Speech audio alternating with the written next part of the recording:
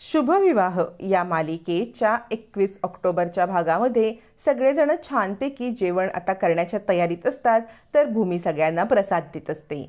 आकाशला प्रसाद खूप आवडतो. आकाश म्हणतो, सायकल राणी मला दे ना अजून थोडा प्रसाद, मला खूप आवडला. राजा काका म्हणतात, अरे बाळा आता जेवायचं आहे ना. भूमी म्हणते, हो आकाश आता जेवायचं आहे की नाही. मग आत्ता नाही, आणि प्रसाद हा का थोडासाच खायचा असतो. आकाश म्हणतो, ठीक आहे सायकल राणी. अथर्व म्हणतो, बघितलं फक्त आकाश हा भूमी वहिनीचाच ऐकतो, हा बाकी कुणाचं ऐकत नाही. असं म्हणत आकाश आणि भूमीला सगळेजण चिडवत असतात. तर आता आकाश म्हणतो, ए आजी मला एक गोष्ट सांग ना, सगळेजण आपण आरती म्हणत असताना अष्टभुजा असं का म्हणत होते. आजी म्हणते, आकाश अरे अष्टभुजा म्हणजे देवीला आपण अष्टभुजा म्हणतो. 8 हातांनी देवी आता वेगवेगळी कामं करत असते, दुष्टांचा संहार करत असते, आपल्या बालकांची जबाबदारी घेत असते, एका हाताने आशीर्वाद देत असते. असं 8 हाताने 8 कामं करणारी म्हणून ती अष्टभुजा.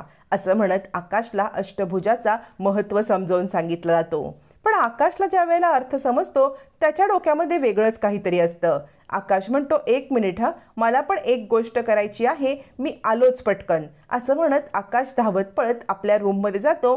कुणालाच कळत नाही की आकाशच्या डोक्यात आलंय तरी काय आणि तो काय करणार आहे. आकाश धावत पळत रूममध्ये जातो सुद्धा. इकडे सगळेजण पाहत बसतात की याच्या डोक्यात आता नवीन काय खूळ आलं. रागिणी तर बघतच बसते. तोपर्यंत इकडे आता मानसी भूमीला एकांतात बोलवते आणि म्हणते, ताई तुझा डाऊट काही अगदीच खोटा नाही आहे. म्हणजे आत्ता प्रशांत आला होता, त्याने सगळी चौकशी केलेली आहे. म्हणजे कोल्हापूरच्या ब्रँचचं सर्टिफिकेट देण्याचं काम हे फक्त आणि फक्त ऑथॉरिटी 3च माणसांकडे आहे, आणि त्यापैकी एक आहेत अभिजित. याच्यावरती भूमी म्हणते, मी म्हटलं होतं ना तुला की ते काल रात्री पण गडबडीत कुठेतरी गेले. मला अभिजितवरती डाऊट आहे, पण या नुसत्या डाऊटनी काही होणार नाही म्हणू. आपल्याला अभिजितचा मोबाईल पाहायला लागते पाहिजे. अभिजितचा मोबाईल पाहिला ना तरच आपल्याला समजेल की नक्की काय पुरावे आहेत ते. आजच्या दिवसाला मी अभिजितचा मोबाईल बघेन. याच्यावरती मानसी म्हणते, ताई जे करशील ना ते जपून कर. इकडे अभिजितचा मोबाईल त्याच्या हातातच असतो. तो मोबाईल काही खाली ठेवतच नसतो. भूमीचं लक्ष त्याच्याकडे संपूर्णपणे असतं. तोपर्यंत आकाश आपल्या रूममध्ये येतो. रूममध्ये येऊन आकाश छानपैकी स्केच काढायला लागतो.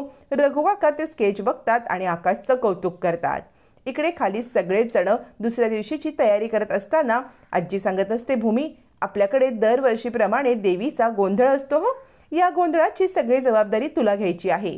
म्हणजे त्या गोंधळांना बोलवणं, त्यांची बिदागी देणं, काय सामान हवे काय नको हे सगळं पाहणं हे काम तुझं आहे हा भूमी. भूमी म्हणते, आजी तुम्ही काळजी करू नका, मी सगळं काही व्यवस्थित करेन. आता ही चर्चा चालू असताना रघुकाका स्केचबोर्ड खाली घेऊन येतात आणि आकाश सगळ्यांना म्हणतो, तुम्ही सगळ्यांनी इकडे बसा बरं, मी तुम्हाला सगळ्यांना एक गंमत दाखवणार आहे. असं म्हणत आकाश आता आपण काढलेलं स्केच उघडतो आणि ते सगळ्यांच्या समोर ठेवतो. आता आकाशने काढलेलं स्केच बघून सगळ्यांनाच खूप मोठा धक्का बसतो आणि आनंद सुद्धा होतो. आजी म्हणते, आकाश अरे हे काय काढलेलं आहेस. याच्यावरती आकाश म्हणतो, बघा ही आहे माझी सायकल राणी. सायकल राणीला सुद्धा 8 हात आहेत बरं का. असं म्हणत आकाश आता एक्सप्लेन करायला लागतो. एका बाईचं चित्र काढून तिला 8 हात आणि बाजूला एक सायकल ठेवलेली असते. आकाश म्हणतो, ही आहे माझी सायकल राणी. म्हणजे या सायकल राणीच्या एका हातामध्ये चमचा आहे. त्या चमच्याने घरच्यांसाठी ती छान जेवण बनवते आहे. तिच्या दुसऱ्या हातामध्ये फाईल आहे. त्या फाईलने ती ऑफिसला जाऊन सुद्धा त्याचं काम करते आहे. तिसऱ्या हातामध्ये तिच्या पैसे आहेत. म्हणजे पैशांचे व्यवहार सुद्धा ती खूप चांगल्या पद्धतीने सांभाळते. चौथ्या हातामध्ये चावी आहे. आजीने तिच्या हातामध्ये सगळ्या घराच्या किल्ल्या दिल्यात, त्याची जबाबदारी सुद्धा ती व्यवस्थित सांभाळते. अथर्व म्हणतो, दादा मग त्या हातामध्ये फूल का बरं आहे. याच्यावरती आकाश म्हणतो, ते फूल आहे ना, ती सगळ्यांवरती खूप प्रेम करते आणि त्या प्रेमाचं प्रतीक म्हणून ते फूल तिकडे आहे. असं म्हणत सगळेच जण आता मात्र अवाक होतात आकाशची बुद्धी बघून. कोण म्हणेल एवढासा हा 10 वर्षाचा याचा मेंदू आहे म्हणून. आकाशच्या डोक्यामध्ये जे सगळं असतं, आज त्याने नवरात्रीमध्ये एका स्त्रीचा इतका सारा मान केलेला असतो, सन्मान दिलेला असतो, शाब्दिक तिचं कौतुक केलेलं असतं. त्यानंतर राजा काका म्हणतात, आकाश मग एका हातामध्ये छडी का बरं. आकाश सांगतो, ही छडी ना सोनलसारख्या दुष्ट माणसांना मारण्यासाठी आहे आणि त्याचमुळे ही छडी या हातात आहे. यावरती आता अथर्व म्हणतो, दादा मग एक हात रिकामा का बरं. आकाश म्हणतो, कारण सायकल राणी ही सगळ्यांसाठी सगळं करते, पण तिच्यासाठी कुणीच काही करत नाही. तिला कुणीच काय हवे विचारत नाही. ती मात्र पूर्ण घराला काय हवे काय नको हे विचारत असते. भूमी सांगते, आकाश अरे राहू दे ना, नको ना. आकाश म्हणतो, नाही सायकल राणी, आज मला बोलायचंच आहे. आज किती काही झालं तरी सुद्धा मी बोलणार. जो हात रिकामा आहे ना त्या हाताने तिने स्वतःसाठी काहीतरी करावं. म्हणजे दरवेळेला सगळ्यांसाठीच करत बसायचं, तिच्यासाठी कोणी करणार नाही, मग तिच्यासाठी तिलाच करायला पाहिजे. त्या हाताने तिने स्वतःसाठी सुद्धा करावं असं म्हणत आकाशने इतकं छानपणे एक्सप्लेन केलेलं असतं की आजीच्या डोळ्यात पाणी येतं.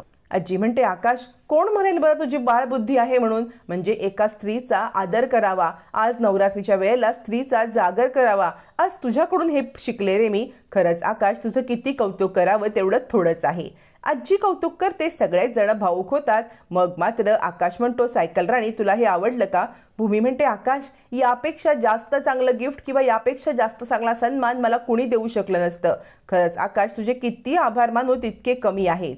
असं म्हणत भूमी आकाशचे आभार मानत असते. इकडे आता रागिणी चिडलेली असते आणि ती विचार करते, काय आहे ह्यांचं, दरवेळेला आपली ह्यांची नाटकं सुरूच. आकाश म्हणतो, सायकल राणी तू जे करतेस ना त्यापुढे मी हे केलेलं काहीच नाही.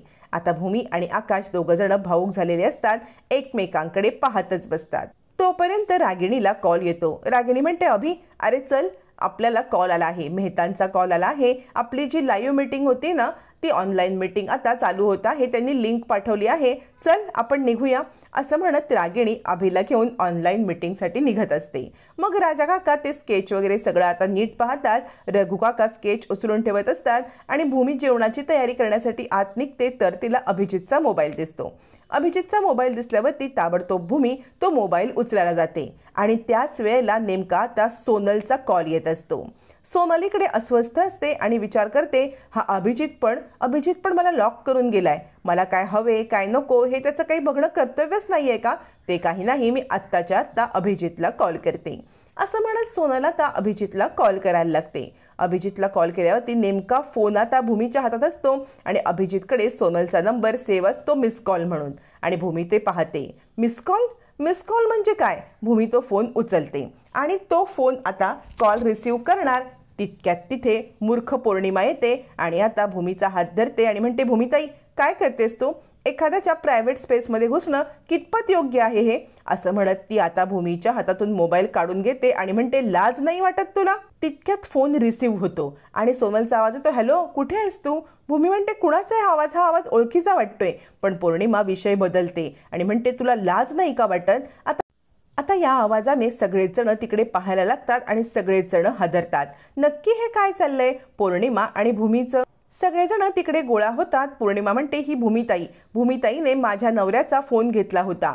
फोन म्हणजे एखाद्याची पर्सनल स्पेस असते, मग त्या पर्सनल स्पेसवरती त्याला न विचारता हात लावण्याचा अधिकार काय आहे. म्हणजे बायको म्हणून मी त्यांचा मोबाईल घेतला वेगळी गोष्ट आहे. भूमिताईने का बरं मोबाईल घेतला. मला हे आवडलं नाहीये. लहान असले म्हणून काय झालं. दिराचा मान करणं हे भूमिताईचं कर्तव्य नाही का. आणि आता तुम्ही बाकीचे सगळे काहीच बोलणार नाहीये का. मी ज्या वेळेला आकाश जिजूंचा माझ्याकडून चुकून अपमान झाला होता तेव्हा सगळ्यांनी किती गोंधळ घातला होता. या भूमिताईने सगळ्यात पहिला गोंधळ घातला. तुम्ही कुणीही काही बोलणार नसाल तरी सुद्धा मला माझ्या नवऱ्याची मान अपमानाची काळजी आहे. त्यावेळेला भूमिताईने मला आकाश जिजूंची कान पकडून माफी मागायला सांगितली ना. आज भूमिताईने अभिची कान पकडून माफी मागायला सांगा तिला. अभिची कान पकडून माफी माग. त्याचा फोन हातात का घेतलास ते सांग. आता भूमी विचार करते, माझ्याकडे अजूनही आकाशला निर्दोष सिद्ध करण्यासाठी अभिविरुद्ध कोणतेही पुरावे नाही आहेत. म्हणजे आत्ता जर मी सगळ्यांना सांगितलं की मला अभिवरती संशय आहे तर राजा काका, रागिणी आत्या सगळ्यांना वाईट वाटेल. म्हणून ठोस पुरावे असल्याशिवाय जर मी काही बोलले तर गडबड होईल आणि इकडे अभिसुद्धा सावध होतील. त्यामुळे ह्या मूर्ख पौर्णिमाचं बोलणं ऐकून घ्यायला पाहिजे. आत्ता सध्या काही उत्तर दिलं तर सिच्युएशन अगदी पॅनिक होईल आणि आता सगळ्यांनाच वाईट वाटून अभिजित सावध होतील. त्यामुळे ह्या मूर्ख पौर्णिमाचं बोलणं ऐकणं हेच हितकारक आहे. भूमीने हुशारी दाखवलेली असते पण मूर्ख पौर्णिमा, बोल भूमिताई, तू का असं केलंस. माझ्या नवऱ्याच्या पर्सनल स्पेसमध्ये का घुसलीस आणि माग माफी. आत्ताच्या आत्ता अभिजितची माफी माग असं म्हणून आता घर डोक्यावरती घेतलेलं असतं. भूमी मात्र गप्पच बसते. ना माफी मागत ना ती कोणतं एक्सप्लेनेशन देत. पौर्णिमा हट्टाला पेटलेली असते. आजीला मात्र पौर्णिमाचं हे वागणं काही पटत नसतं. मानसी, अथर्व यांना पण पौर्णिमाचा राग येत असतो. शिरा ताणून पौर्णिमा मात्र माफी माग. असंच बोलत असते. आता मात्र भूमी काहीच बोलत नाही. तोपर्यंत भूमी आणि आकाश बाहेर पडलेले असताना आता मात्र भूमीकडे कोर्टामध्ये जो निकाल येतो तो ऐकून सगळे खुश होतात. कोर्टामध्ये आकाशला निर्दोष सिद्ध केलेलं असतं. आकाश खूप खुश होतो आणि भूमीला मिठी मारतो. अखेर आकाशची निर्दोष सुटका झालेली असते आणि आता आकाश फ्री असतो. आकाशवरची सगळी केस संपलेली असते. आता इकडे अभि सांगत असतो, सोनल तू चल, तुला मी एका अशा ठिकाणी घेऊन जातो. असं म्हणत तो आता सोनलला एका ठिकाणी नेतो खरा, पण सोनलला नेणं हा त्याचा एक प्लॅन असतो. कारण ऑलरेडी केस तर हरलेली असते, पण सोनल जर मोकाट फिरली तर भूमी शोध घेणार हे माहिती असल्यामुळे अभि तिला एका ठिकाणी घेऊन येतो. इकडे आता मानसी सांगत असते, ताई अगं आपल्याला अभिजितचा काहीतरी शोध घ्यायला पाहिजे, म्हणजे अभिजित सोनलमधलं नातं शोधायला पाहिजे. नक्की काय घडलं असेल हे कळायला पाहिजे. तोपर्यंत अभिजित सोनलला एका सुनसान ठिकाणी घेऊन येतो. सोनल म्हणते, काय करतोयस तू अभिजित, काय करतोयस? अभिजित बंदूक काढतो आणि सोनलवरती ताणतो. आता अभिजित सोनलला संपवणार का हे मात्र येणाऱ्या भागातच कळणार आहे.